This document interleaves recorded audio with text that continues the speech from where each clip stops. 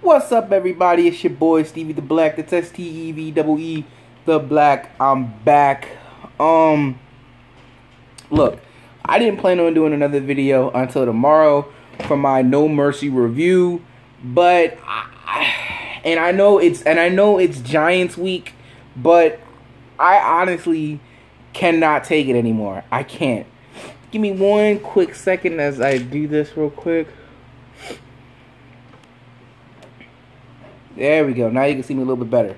So, yeah, so what I'm saying was, I know it's Giants week, but I just can't take it no more. Skip done pushed me too far. And I had to come out here and make a video, so forgive me. I should save this probably for week 11, but I gotta do it now. So I'm watching Undisputed today, right? And all week, people have been picking on, according to Skip, people been picking on Dak and Zeke and everything like that. So I gotta get my fan right here. It's be hot in this room. So according to Skip, everybody's picking on Dak and Zeke, and nobody's giving Zeke and Dak any credit because, you know, Skip wants to use the excuse that nobody really showed up for the game against Denver, and that's why we lost 42-17, because no one really showed up to play the game, you know? I mean, shoot, we ain't had nobody in the secondary. Everybody in the secondary was hurt.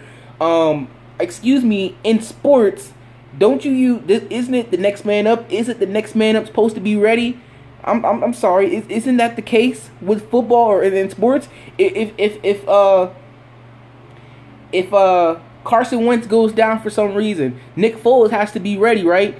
If Zeke goes down, doesn't Alfred Morris and the other running back, I can't remember his name, Darren McFadden, don't they have to be ready to carry the load, right? If something happens to Zeke, or if Zeke ever has to serve that suspension, they got to be ready, right? I don't want to hear the excuse, oh, well, I didn't have my best running back, you know? You mean Zeke was, he was hurt, or he was suspended or something. So, you know, it's really not the Dallas Cowboys' fault, you know? No, baloney. Yeah, I'm going to use Skip's word. Baloney.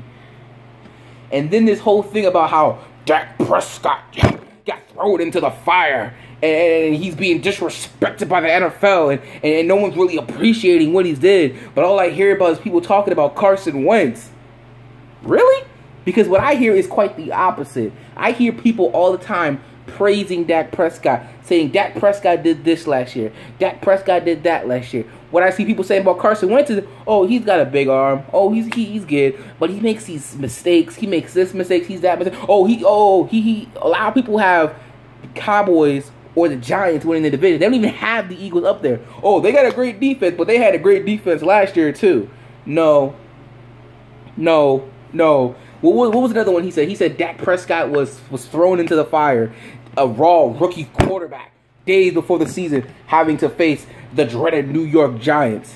Really? Well, Carson Wentz was thrown into the fire 8 days before the season.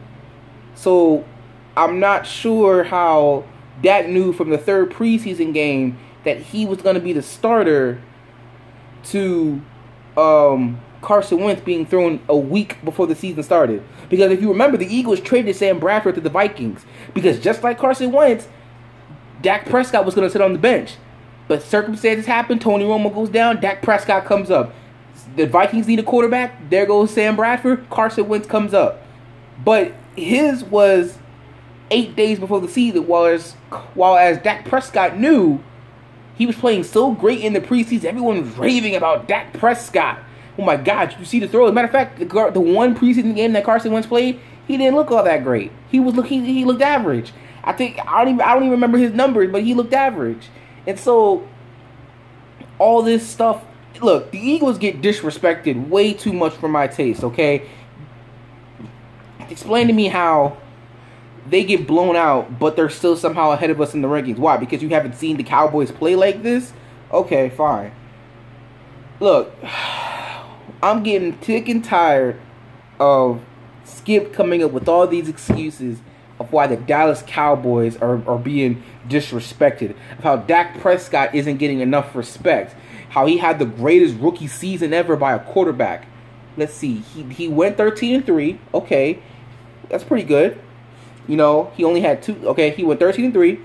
He had home field advantage and had a playoff game, and I mean, he only threw 4 interceptions. Okay, all right. Well, I think I know another quarterback. You know, his name was Ben Roethlisberger. He's a 2-time Super Bowl champion. If you haven't heard of him, he's a future Hall of Famer. If you haven't heard of him, in his rookie season, which was in 2004, the Pittsburgh Steelers went 15-1. If I'm not mistaken, they were the number 2 seed to the New England Patriots, I believe.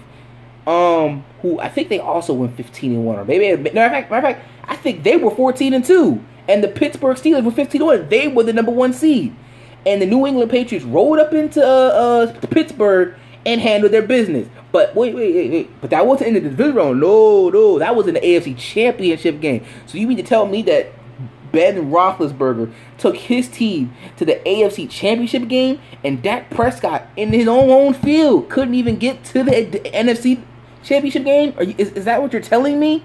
Because that's what it looks like to me. So I'm not sure how he had the greatest rookie season ever. I mean, I don't have his numbers. Maybe his numbers weren't as great as Dak Prescott. But when you go further in the playoffs, that's a little bit more of a successful season in my book.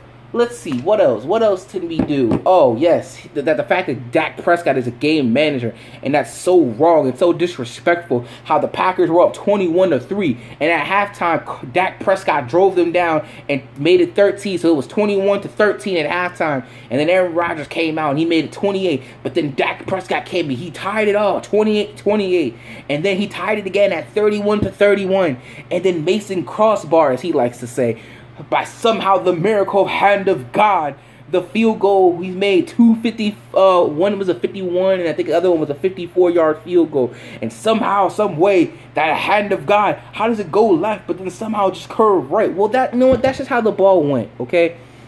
And he said it's so disrespectful for them to say that the offense goes through Zeke. Like, but I believe there was another team that depended on their running back, and that would be the Seattle Seahawks.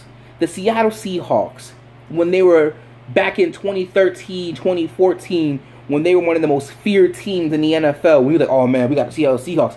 They had a certain running back named Beast Mode in the backfield. Okay, and Beast Mode was running through everybody, take 5 guys, attack him, he'd break all of them, and he'd run down for the touchdown. Beast Mode was the identity of the Seattle Seahawks. So the way Ezekiel Elliott goes, if Ezekiel Elliott isn't going, clearly, as we saw, that's how you make Dak Prescott beat you. And no, he couldn't do it. But guess what? In that playoff game, even though they were behind, Dak Prescott did bring them back. But it just wasn't enough. He compares Dak Prescott to a young Tom Brady. I'm sorry, you can't do that. No. And now he says that he hears everyone raving about Carson Wentz. Again, nobody's raving about Carson Wentz. Yeah, they say, oh man, yeah, he has a great arm, and he's the next Peyton Manning. He's the next Brett Favre. He makes fun of Doug Peterson for saying that, but somebody compares Dak Prescott to Joe Montana or something. He's completely fine with it. See, the thing is about Skip is so annoying. It boggles my mind. Like, I see him on TV, and I swear sometimes he makes me want to punch him in the face. Like, it's... And I'm not a violent person. I'm not.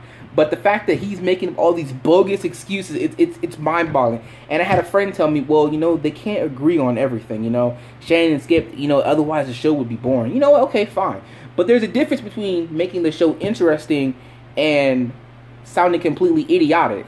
Skip sounds idiotic. Skip gives no respect for anybody. If he doesn't support them, if he isn't a fan of theirs, he's going to give every excuse in the book of why they're not great. LeBron James, I don't know how many times this man has ridiculed that man. I agree that he's a Mount Rushmore basketball player, you know, one of the greatest ever. He's the current best player in the NBA right now. Yes, Kevin Durant's on that way up, but he is. I don't know how many times, oh, Michael Jordan wouldn't have done what LeBron did. Oh, let's see, who else? Constantly how he says Brett Favre is better than Aaron Rodgers. Aaron Rodgers is one of the best quarterbacks I've ever seen in my life. Trust me, I know. He's put my Philadelphia Eagles through some very, very hard times. But ever since he won the Super Bowl, he's 5-4 in the playoffs. He just can't seem to get it done. How could dare you compare him to Tom Brady? Like, really? Stop it, Skip. I'm gonna do Shannon. Stop it, Skip. Just stop it. Just stop it. You sound dumb. And maybe it's just entertainment. I don't know if that's how he really is. But Stephen A. Smith said something one time. He said that when Skip Bayless says something, he absolutely believes what he's saying. So that means everything that's coming out of Skip's mouth on this show that he's saying, he believes it, which means he is delusional, which means he needs to go to the doctor to see if he's fine. Because quite frankly, nobody's disrespecting Dak Prescott, okay? You're not.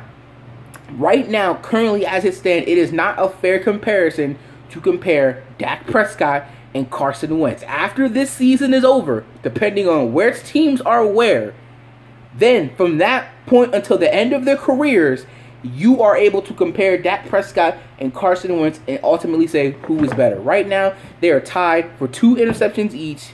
Right now, Carson Wentz has 2 more touchdowns than Dak Prescott. Dak Prescott's thrown 2. Carson's thrown 4. I mean, really, you gotta let it go, Skip. You just gotta stop it. Stop it, Skip. Just stop it. Like, nobody's disrespecting Dak Prescott. What he did last year, yes, it was amazing. Yeah, it hurts. It hurts as a Philadelphia Eagles fan, but you have to say the truth. Dak Prescott did great for what he was asked to do. He really did. He did. He went in there and yes, everyone knows Jerry Jones loves Tony Romo, and we're pretty sure that he wanted Tony Romo back in that lineup. But Dak Prescott was playing so good or good enough that he didn't make no mistakes. That Tony Romo, there was no need for Tony Romo to come back in the game. So, as a Philadelphia Eagles fan, I'm telling you right now, Dak Prescott was pretty good last year. Carson Wentz unfortunately was not in the same situation, but now all game is fair play. So if Dak Prescott outplays Carson Wentz this year, you are allowed to say that Dak Prescott right now is a little bit better than Carson Wentz. But right now, it's honestly, you can't do that. And nobody's again, the Eagles are one of the most disrespected teams in the NFL. Like, I don't get it. Like, look, right? I believe we were in. First of all, we both won, right? And I'm gonna end it with this. And I said this before in my other videos. How Skip said that the Eagles were dumping Gatorade on Doug Peterson, celebrating because they beat the Washington Redskins like they just won the Super Bowl. Well, see, here's the thing, Skip. The Redskins have beaten us 5 straight times in a row. And we needed a change. We went in. This is why this was the perfect game to open the season with. And we went in there and we handled our business. And we finally ended that 5-game losing streak against the Washington Redskins. We did. But you know what? The Giants, up until this year, beat the Cowboys 3 straight times. If I'm not mistaken. Yes, 3 straight times from 2015 through 2016. They beat them 3 straight times. But Skip wouldn't know that because every time the Cowboys lose, he gives some kind of lame excuse of why they lost. The only way Skip would say that the other team was better than this Cowboys is if they were playing the New England Patriots. That's the only way. Because of because if it was the Packers, he'd give some excuse. If it was the Redskins, he'd give some excuse. If it was the Eagles, he'd give some excuse. If it was the Falcons or the Seattle Seahawks, he'd give some excuse. But if it's Tom Brady, Tom Brady's the greatest quarterback ever, so of course I expect him to win. But everybody else, oh no, the Cowboys are the second best team in the league. I know it's Giants week, but I had to come rant. Let me know in the comment section down below, even you Cowboy fans. Tell me, Cowboy fans, how do you feel about Skip Bayless? Do you feel like he represents the best of the fans, or do you think that Skip Bayless needs to shut up as well? Because I think Skip Bayless needs to shut up. I think he needs to stop giving these excuses, and I think he just needs to be honest with himself and look in the mirror and say, you know what? The Broncos were the better team that day. I've already said I expect the Cowboys to beat the Arizona Cardinals. I do. I honestly do. So, and that's coming from me. I'm an Eagles fan. I hate the Cowboys. Can't stand them. But I expect them to bounce back. I got respect for them. So I already know what the Eagles fans are going to say, but I want to hear from the Cowboy fans. So tell me, do you think the NFL is disrespecting, and all these legends and NFL analysts, do you think they're disrespecting, and all these rankings, do you think they're disrespecting the Cowboys? Do you think they're disrespecting Dak Prescott and Ezekiel Elliott? Or do you think they're too hard on them? Do you think everyone just wants to see them fall? Do you like Skip Bayless being your representative for the Cowboys? Does he do a good job? Let me know in the comment section down below. I'm done ranting. I'm gonna go chill now. Catch me tomorrow for my No Mercy pay-per-view review. And if you're not down with that, I've got 3 words for you. Fly, Eagles, fly. Peace out, y'all.